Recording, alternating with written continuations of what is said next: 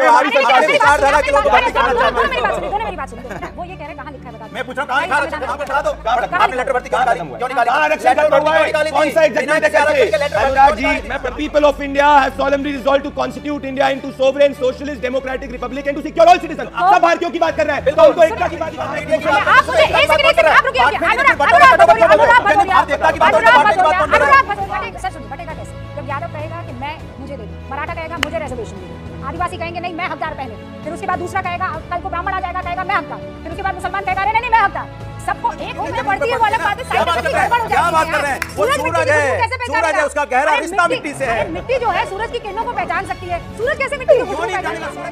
गहरा रिश्ता मिट्टी से। मैंने कहा गहरा रिश्ता, गहरा रिश्ता मैंने गहरा रिश्ता मिट्टी से है, जो मिट्टी का दर्द और खुशबू और मिट्टी की तकलीफ जनता की। जय श्री राम दोस्तों, आज की डिबेट में हम देखेंगे कि कैसे समाजवादी पार्टी के हरे तोते अनुराग भदौरिया का बीच डिबेट में मजाक बन गया। ये समाजवादी हरा तोता अपने वही रटे रटाए शब्द गरीब, हिंदू मुस्लिम, भाजपा, किसान, जातिवाद, पीडीए को लेकर शोर मचा रहा था, पर आज ये हरा तोता फंस गया। आज यह न्यूज इंडिया के स्टूडियो में आ गया और अपने याद किए वही 4-5 वाक्य बोल रहा था, पर डिबेट में इसकी इज्जत तार तब हुई जब भाजपा प्रवक्ता प्रदीप भंडारी ने बोल दिया कि मैं अनुराग भदौरिया के लिए खड़े होकर ताली बजाऊंगा अगर ये बता दे कि संविधान में कहां लिखा है धर्म के आधार पर आरक्षण दिया जाएगा, जो आप महाराष्ट्र चुनाव में मुसलमानों को देने का वादा कर चुके हो। भदौरिया बताता तो तब जब उसने संविधान पढ़ा होता। वो उल्टा पूछने लगा कि आप ही बताओ कि संविधान में आरक्षण खत्म करना कहाँ लिखा है? कहीं नहीं लिखा हुआ, और आरक्षण खत्म कौन कर रहा है? बीजेपी प्रवक्ता का बोलना था। इसका मतलब तुमने संविधान पढ़ा नहीं है, सिर्फ संविधान चिल्लाते हो। इतनी बुरी जंग भाई हरे तोते की आज तक नहीं हुई, क्योंकि वह सोचता था कि डिबेट में उससे ज्यादा ज्ञानी कोई नहीं है और हमेशा संविधान की दुहाई देता रहता था। पर जब आज संविधान को लेकर सवाल पूछ लिया तो भाई साहब के तोते उड़ गए, क्योंकि इस आमने सामने की डिबेट में प्रदीप भंडारी व डिबेट की एंकर रुबिका लियाकत ने इस हरे तोते के बचने का कोई रास्ता ही नहीं छोड़ा। जब इस हरे तोते ने सोचा कि अब इनके चुंगल से निकलना मुश्किल है, तो इसमें किसी को बोलने नहीं दिया और शोर मचाने लगा ताकि समय निकल जाए और इसकी इज्जत बच जाए, क्योंकि आज इसके ज्ञान का पता चल गया था कि इसको संविधान के बारे में कितना पता है। तो देखते हैं कैसे प्रदीप भंडारी और रुबिका लियाकत ने इस हरे तोते के बीच डिबेट में इज्जत नीलाम की और कैसे इसने अपनी मूर्खतापूर्ण बातों से अपना मजाक उड़वाया। तो शुरू करते हैं इस मजेदार डिबेट को। बटोगे तो कटोगे, और खड़गे ये कहते हैं ये काटने और धमकाने का काम कोई और नहीं करता, आतंकवादी करता। आज तो उन्होंने सीधे सीधे योगी आदित्यनाथ पर हमला बोल दिया। योगी आदित्यनाथ जी का अपमान, ये भगवा का अपमान है। 26/11 के वक्त इन्होंने आरएसएस की साजिश भगवा आतंकवाद शब्द का प्रयोग किया था। अगर कोई भी सही हिंदू है उसको इसका अपोलोजाइज करना चाहिए। हम बताते हैं हम क्या चाहते हैं देश में। यह है एक बहुत बड़ी रिपोर्ट मोतीलाल ओसवाल की, जिसने कहा है कि देश टॉप 3rd अर्थव्यवस्था पहुंचने की तरफ बढ़ रहा है और टॉप 5 मार्केट इकोनॉमी में पहुंच चुका है। ये हिंदू समाज को बांटना चाहते हैं और रिलीजियस बेस्ड रिजर्वेशन करना चाहते हैं। मैं पूरी डिबेट में अनुराग जी का हाथ जोड़ के ताली बजाऊंगा अगर अनुराग जी ने बता दिया कि बाबा साहेब अंबेडकर ने कब कहा था कि मुसलमानों को धर्म के आधार पर रिजर्वेशन देना चाहिए पुलिस नौकरियों में। जल्दी से जवाब दीजिए। सबसे पहले इन्होंने बात की, चूंकि जाहिर सी बात है इनके पास जनता के मुद्दे गिनाने को नहीं है, तो ये धर्म की आड़ में छुपना चाहते हैं। कोई बात नहीं, आपने सनातन की बात की तो बताइए, सनातन नफरत कब सिखाता है? सनातन तो प्रेम की भाषा सिखाता है। सनातन कब कहता है कि एक दूसरे के बीच में भाईचारा खत्म करो? सनातन तो सत्य की बात करता है। सनातन कब बोलता है कि आप झूठ बोलो जनता के साथ? तो सनातन को आप मानते कहाँ हो? पहली बात तो हम नफरत है, बटेंगे कटेंगे कहाँ से आ गया ये बटेंगे कटेंगे? कौन काटना है? किसको काटने की बात हो रही है? हिंदुस्तान है, हम सब हिंदुस्तानी है। हिंदू मुस्लिम सिख ईसाई अगड़े पिछड़े, इसलिए हमने पीडीए की बात की। जो हमारी एक बहन बात कर रही थी सोशल जस्टिस, ये हम नारा लेके आए सोशल जस्टिस का, पीडीए का। पीडीए मतलब क्या हुआ? समाज के अंदर जो पिछड़े हैं, दलित हैं, जो आदि आबादी है पीछे छूट गई, उनको हमें समाज के मुख्यधारा में शामिल करना है और हिंदुस्तान को आगे बढ़ाना है। भाई एक आदमी बहुत तेजी से यहाँ पे बहुत तेजी से दौड़ रहा है, दूसरा व्यक्ति को भी अगर उसके साथ दौड़ाएंगे तो सब एक साथ दौड़ेंगे तो हिंदुस्तान आगे बढ़ेगा। हिंदुस्तान आगे बढ़ने की बात करते हैं, ये क्या कर रहे हैं? ये किस तरह की बातें करते हैं? ये बातें बटोगे तो कटोगे। अरे हम कहते हैं हम ना बटेंगे ना कटेंगे, हम जोड़ेंगे और हिंदुस्तान को आगे लेके जाएंगे। हिंदुस्तान के हर समाज को जोड़ेंगे, हर व्यक्ति को जोड़ेंगे और उनके दुख दर्द को समझेंगे। इसलिए मैंने इनको बोला था, ये भूल गए कि अखिलेश, नहीं एक सेकंड, मैंने इसीलिए इनको बोला था कि अखिलेश यादव एक सूरज है, मिट्टी से है, जो मिट्टी की खुशबू कहते हैं, जिसका गहरा रिश्ता मिट्टी से है। वो मिट्टी की खुशबू पहचानता है, मिट्टी की तकलीफ पहचानता है जनता की, वो किसानों का दर्द पहचानता है। इसीलिए वो आज मसीहा के रूप में गिना जाता है।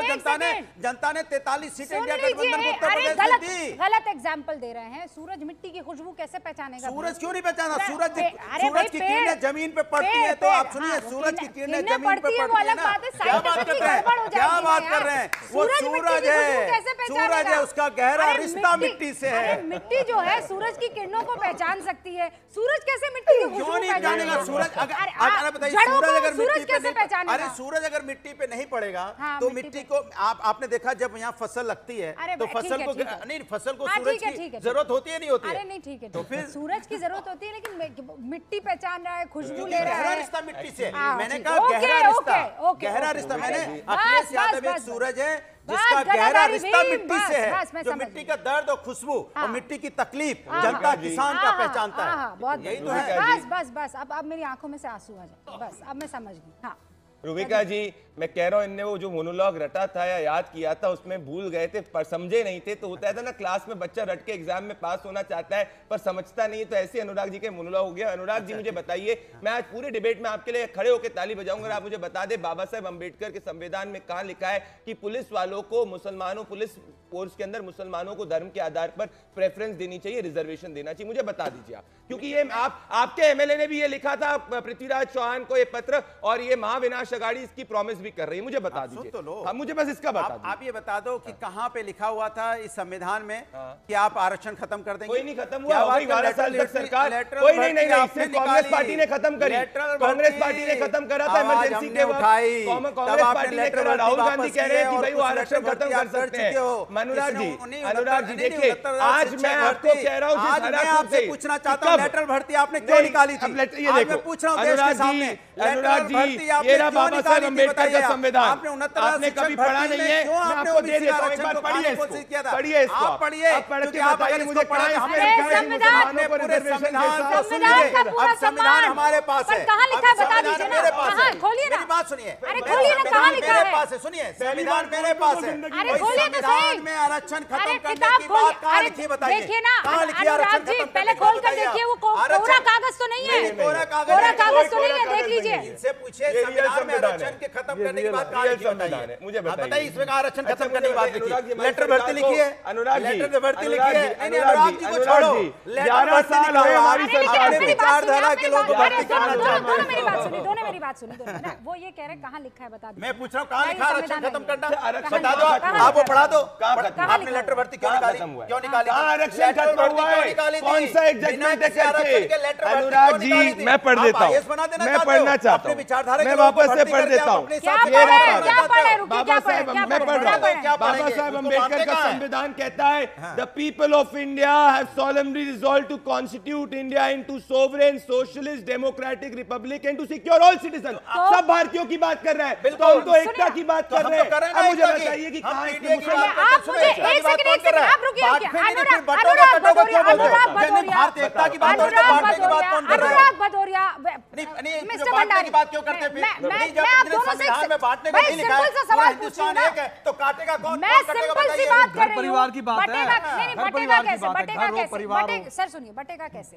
जब यादव कहेगा कि मैं मुझे दे दो, मराठा कहेगा मुझे रिजर्वेशन दे दो, आदिवासी कहेंगे नहीं मैं हकदार पहले हूँ, फिर उसके बाद दूसरा कहेगा, कल को ब्राह्मण आ जाएगा कहेगा मैं हकदार हूँ, फिर उसके बाद मुसलमान कहेगा अरे नहीं मैं हकदार हूँ। सबको एक होकर आगे चलना चाहिए कि सबको बट बट के आगे चलना चाहिए? बिल्कुल, इसलिए पीटी के साथ जुड़ो, इसलिए पीटी के साथ जुड़ने की जरूरत है। फेवर में कौन सी एक सेकंड मैं बताऊं, सीधा जवाब दे रहा हूं ना, इसीलिए मैं कहता हूं हिंदुस्तान को जो बांटने की बात कर रहा है, जो काटने की बात कर रहा है, उसको इस देश की सत्ता से जनता हटाएगी, क्योंकि हम जुड़ना चाहते हैं, क्योंकि हिंदुस्तान एक है। हिंदुस्तान संविधान के हिसाब से चलेगा। एक मिनट मैं बोला, हिंदुस्तान संविधान के बोल रहा ना, हिंदुस्तान संविधान के हिसाब से चलेगा, न्यायपालिका के हिसाब से चलेगा। आप तो न्याय बुलडोजर से दे देते हो, आप तो न्यायपालिका को नहीं मानते हो, आप बुलडोजर चला दोगे। मैं जवाब दे रहा हूं, आप बताओ बुलडोजर न्याय का प्रतीक है? बुलडोजर न्याय का प्रतीक है? अच्छा, बुलडोजर न्याय का प्रतीक हाँ ना बता देना, हाँ या ना? सुनिए, हाँ या ना?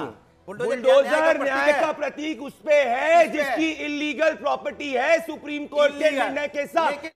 आई होप कि आपको वीडियो पसंद आएगी। वीडियो पसंद आए तो लाइक कीजिए और शेयर कीजिए। जय श्री राम।